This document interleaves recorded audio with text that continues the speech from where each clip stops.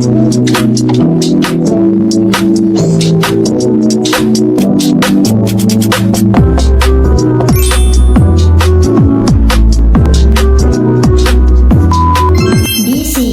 Bincang Asik Administrasi Publik.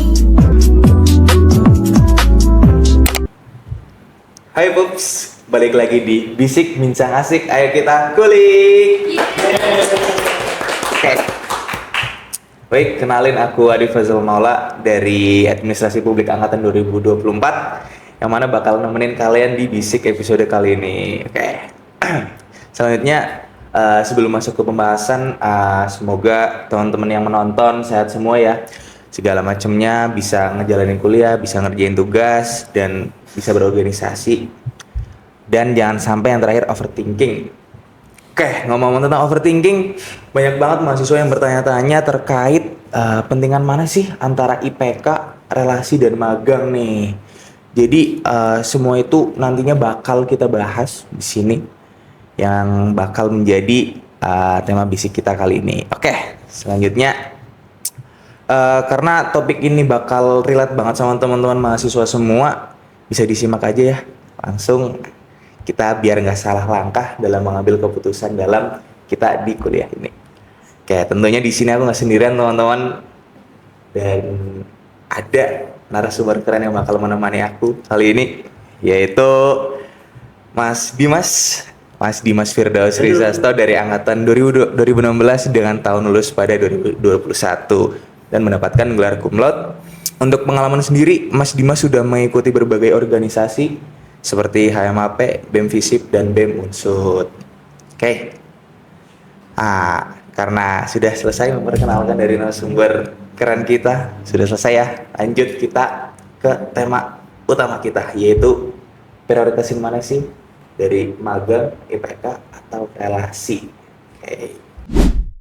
Kita langsung tanyakan aja ya ke Mas Dimas. Kenapa sih tiga topik ini tuh sering banget ditanyain sama teman-teman mahasiswa nih, yaitu IPK, magang, dan relasi. Menurut Masnya kenapa nih bisa diperdebatkan? Silahkan Mas bisa memberikan pendapat. Oke Mas Adi, kayak gini. Ya. Jadi IPK, relasi, dan magang itu akan selalu erat kaitannya dengan perdebatan di mahasiswa. Kenapa?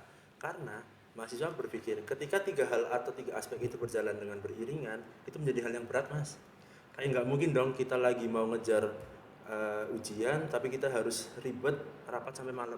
Akhirnya banyak mahasiswa yang berpikir bahwa aku harus ambil jalan tengahnya aja. Jalan tengahnya apa? Jalan tengahnya adalah mereka milih salah satu yang mereka anggap paling tepat. Ada yang anggap IPK paling tepat, ada yang nganggap organisasi itu lebih penting, dan bahkan ada yang nganggap IPK sama organisasi nggak penting kalau kamu nggak punya pengalaman magang. Karena sejatinya magang adalah kunci pertama dari kita mengerti bagaimana dunia kerja secara sesungguhnya.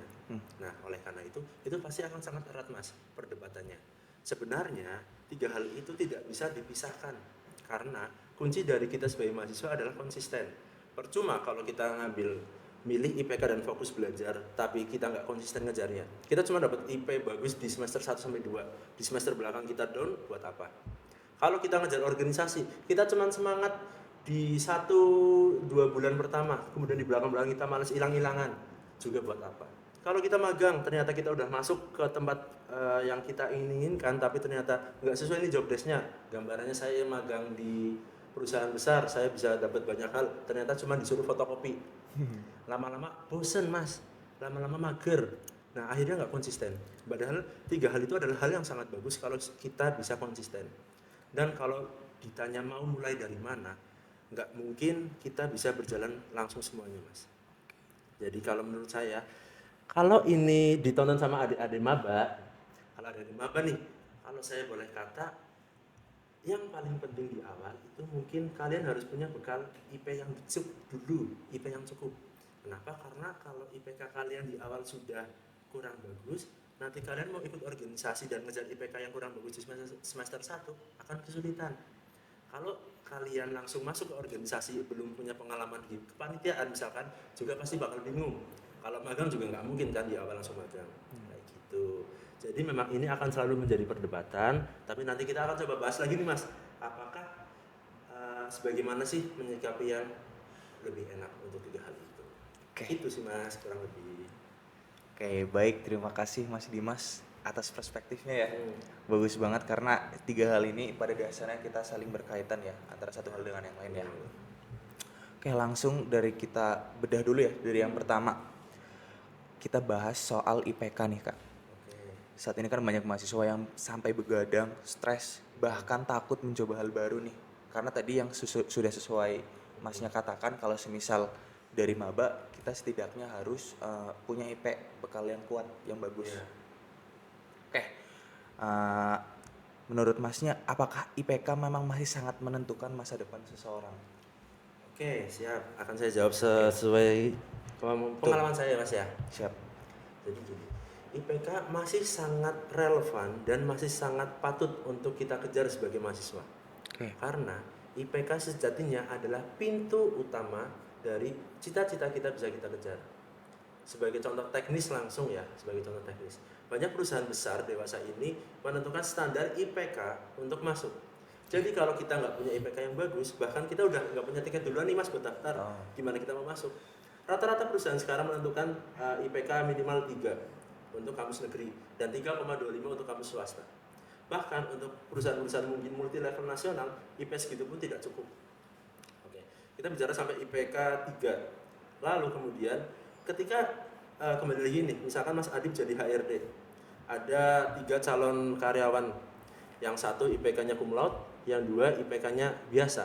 Oke. Secara pemikiran kita akan lebih punya kepercayaan bahwa si IPK cum laude ini sedikit lebih kompeten. Tanpa kita lihat terlebih dahulu bagaimana nantinya dia bekerja. Tapi seenggaknya dia sudah punya kunci awal. Jadi IPK tetap tidak boleh ditinggalkan teman-teman untuk teman-teman yang aktif berorganisasi, karena yang paling hebat sebagai mahasiswa bukan IPK yang paling tinggi, tapi bagaimana kita bisa berjalan semua itu dengan seimbang. Kalau saya boleh cerita dulu Mas, jadi saya awalnya memang nggak pernah niat untuk fokus ke organisasi. Awalnya saya memang sangat ingin fokus di kuliah aja, karena saya udah jenuh nih SMA full organisasi, akhirnya nilainya sedikit anjlok. Jadi ketika saya kuliah saya pengen fokus untuk nilai dulu aja. Semester 1 oke, saya dapat nilai bagus. Kemudian ada ini acara Teras Jateng. Saya nggak tahu nih Teras Jateng itu apa. Mungkin teman-teman di sini, teman-teman administrasi publik masih tahu Teras Jateng itu apa kan teman-teman. Jadi waktu itu ada open recruitment. Saya iseng daftar karena cuman keterangannya sangat menarik Mas. Keterangannya cuman bisa jalan-jalan ke Universitas Negeri Surakarta, UNS waktu itu. Tuan rumahnya. Akhirnya saya daftar dong, iseng. Akhirnya tiba-tiba saya terpilih. Ketika terpilih ternyata tiba-tiba jadi ketua delegasi, langsung suruh buat ini itu. Berangkat ke sana, alhamdulillah dengan modal nekat kita bisa menangin seluruh kompetisi di sana. Kita menang best penelitian, kita menang best delegasi. Bahkan pada waktu itu saya dipercaya menjadi presidium 1, pemimpin sidang untuk acara Teras Jateng. Nah, setelah dari situ, itu Mas, saya terjebak di organisasi lagi akhirnya. Setelah pulang dari situ, langsung banyak nih ada teman-teman dari FISIP ngajakin saya masuk BEM, teman-teman dari UNIS juga ngajakin saya masuk BEM. Akhirnya saya nyemplung lagi. Nah, tapi akhirnya saya berpikir masih perlu nggak sih saya organisasi, karena saya pengen ngejar IPK aja nih. Akhirnya saya coba jalanin dulu, dan ternyata ketika kita bisa berjalan seimbang, rasanya nikmat Mas. Oke, siap. Terima kasih Mas Dimas atas ceritanya ya. Oke, bagus banget ya kalau semisal kita bisa nge-balance antara satu dan dua hal itu ya. Oke, terima kasih Mas Dimas atas pengalamannya ya. Selanjutnya kita masuk ke pembahasan magang kali ya. Magang. Oke. Karena zaman sekarang tuh banyak banget mahasiswa, bahkan dari semester saya, semester 4 itu udah mulai nyari magang-magang mandiri nih. Menurut Masnya nih, kenapa pengalaman magang itu dianggap penting sih sekarang buat zaman sekarang ya? Oke, baik. Pengalaman magang itu seperti yang tadi saya bilang adalah miniatur dari bagaimana kehidupan kita di kantor sesungguhnya. Oke. Tetapi magang tetap tidak bisa disamakan dengan bekerja, karena ketika kita magang kita hanya menjalankan pekerjaan teknis, kita tidak mengemban tanggung jawab yang benar-benar sebagai seorang karyawan. Sebagai contoh, misalkan karyawan A memiliki target 1 miliar katakanlah, tapi anak magang tidak akan mendapatkan target itu. Dia hanya menjalankan teknis-teknis saja dan dia hanya mengerti bagaimana perusahaan itu berjalan. yang mana biasanya ketika banyak teman-teman magang itu mereka merasa tidak sesuai dengan apa yang mereka impikan, mereka merasa bahwa kok magang cuman kayak gini doang, akhirnya mereka nggak konsisten nih mas, akhirnya ngejalanin magangnya itu males-malesan, efeknya dia selesai magang nggak dapat apa-apa. Oleh karena itu kalau memang teman-teman mau magang, kalian harus tentuin dulu nih mana instansi yang kalian inginkan, dan kalian tahu dulu apa nih nanti kira-kira yang akan dikerjakan di dalamnya. Karena pada saat ini saya kan bekerja di PT Pegadaian mas. PT Pegadaian itu beberapa kali membuka magang mandiri, namanya Magenta, magang generasi apa ya lupa, intinya Magenta itu, dan saya kebetulan jadi penanggung jawab magangnya. Jadi saya nentuin bagaimana targetnya mereka, bagaimana mereka melakukan kegiatan atau sebagainya macam, itu saya menentukan. Dan saya melihat sendiri bagaimana semangat mereka tuh benar-benar naik turun. Mungkin itu tadi ketika mereka belum terbiasa dengan membagi pikiran, membagi kuliah dengan magang, terus membagi apalagi masih ada organisasi. Oleh karena itu, magang akan sangat baik dilakukan, diambil jika kita bijak. Bagaimana cara kita bijak menyikapi magang itu mas? Kalau bagi saya, magang akan bijak ketika kita sudah melewati fase paling sibuk di perkuliahan. Nah, balik lagi, fase paling sibuk di perkuliahan itu apa? Mungkin masing-masing mahasiswa beda nih fasenya. Cuman kalau secara umum, biasanya di pertengahan kuliah kita sangat sibuk. Kita udah mulai bisa ikut seluruh organisasi, kita udah mulai lagi enak, nggak pulang. Ibarat kita tidur di cycle atau apa udah mulai kayak gitu. Jadi mungkin bisa mulai magang ketika teman-teman sudah lewat di momen itu. Misalkan setelah KKN, ketika memang skripsi, ketika memang KKS apa namanya, SKS, ketika memang SKS teman-teman itu sudah tinggal sedikit, kalian bisa fokus di magang, ambil seluruh ilmu yang bisa kalian dapatkan, dan jangan berekspektasi dulu terlalu tinggi. Gitu. Karena yang paling penting adalah bukan kalian menyerap seluruh dari perusahaan itu, tapi lebih ke bagaimana teman-teman belajar dulu nih, mengerti bagaimana perusahaan itu berjalan dan memperhatikan karyawan serta karyawan magangnya. Mungkin lebih ke situ sih mas. Oke, baik. Terima kasih banyak ya mas. Karena bahkan saya sendiri juga belum magang, belum pengalaman sama sekali, jadi bisa punya pandangan juga. Terima kasih banyak mas Dimas. Oke, selanjutnya karena tadi udah bahas IPK, terus magang juga ya. Dan yang terakhir ini adalah relasi, yang mana cukup berkaitan juga ya dengan berorganisasi. Kalau semisal teman-teman magang nih, teman-teman mahasiswa yang merasa dirinya tuh minder, kayak aduh aku ngerasa nggak punya banyak teman, nggak punya banyak relasi. Menurut mas, tanggapannya mas gimana ya kalau semisal menyikapi dari mahasiswa yang kayak gitu, mahasiswa kayak yang kayak gitu tuh harus kayak gimana tindak lanjutnya, kayak gitu mas? Oke. Jadi ini mungkin sedikit bisa dibilang akan kontroversi apa yang saya sampaikan, tapi ini apa yang benar-benar saya rasakan mas. Jadi teman-teman jangan niatkan masuk organisasi untuk mencari relasi. Karena itu zone, atau bisa dibilang itu adalah sebuah investasi bodong. Kenapa saya bilang kayak gitu? Karena ujung-ujungnya teman-teman organisasimu nanti 2-3 tahun ketika kalian sudah bekerja cuma jadi penonton story di Instagram. Itu pun kalau kalian follow-followan. Kalau enggak udah lepas.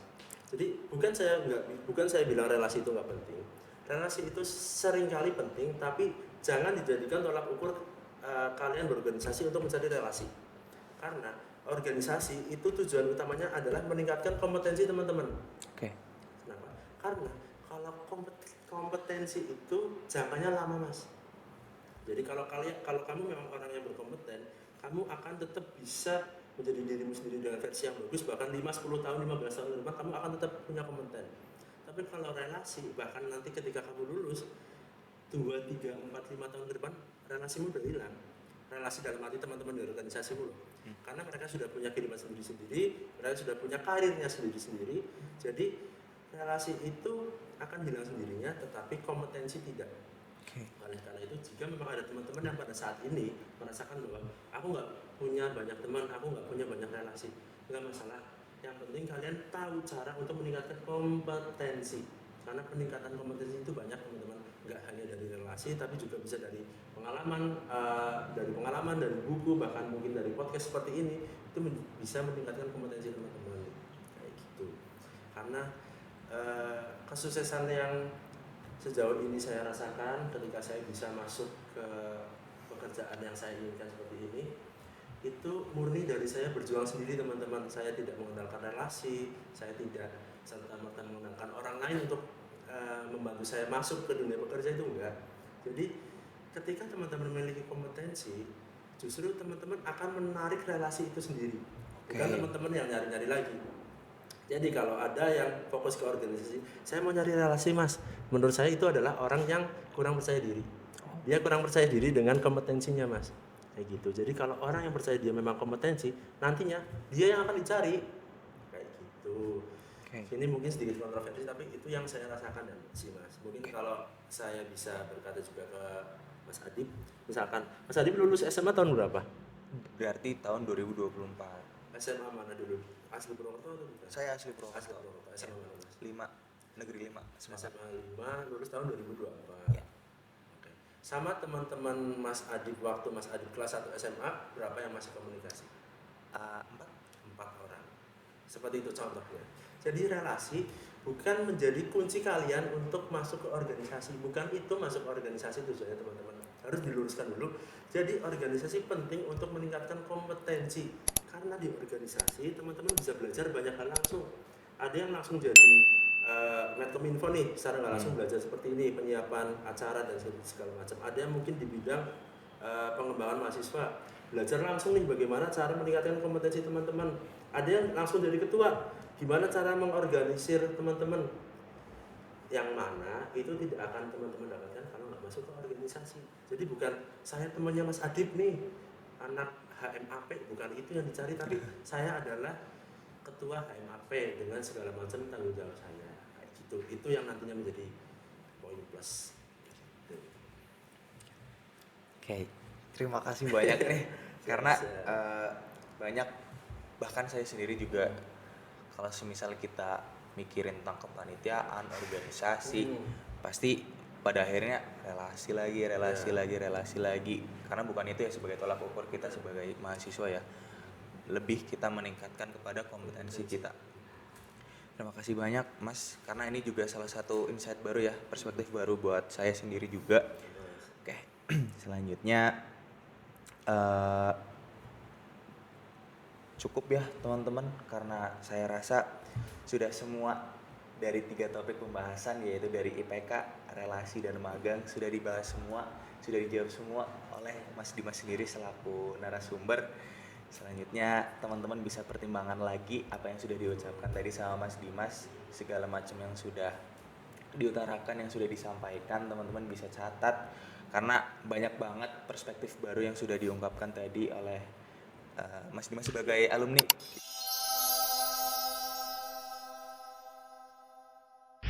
Nah Pups, karena seluruh pembahasan tadi sudah selesai ya, sudah dijawab semua oleh narasumber kita, Mas Dimas.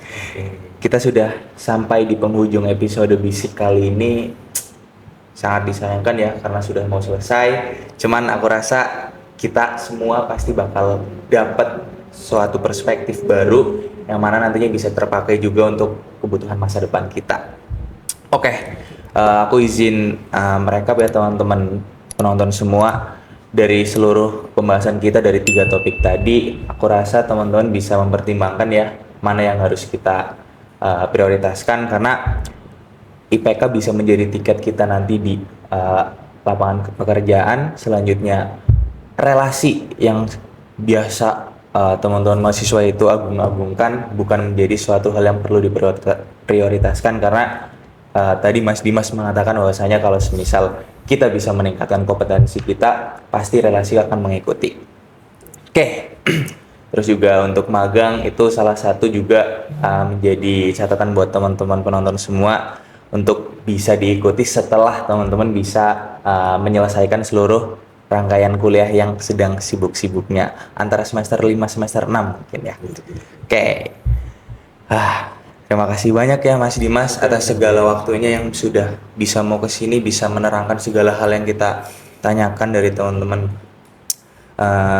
Medinfo. Selanjutnya nggak lupa juga untuk teman-teman pendengar setia dari Bisik Bincang Asik Administrasi Publik yang sudah stay tune dari awal sampai akhir sampai akhir episode kali ini. Semoga obrolan hari ini bisa memberikan manfaat dan semangat baru buat kalian semua ya Pups. Oke, aku Adib dan Aku Dimas. pamit undur diri. Sampai jumpa di Bisik selanjutnya. Bisik, bincang asik, saatnya kita balik. Yeay.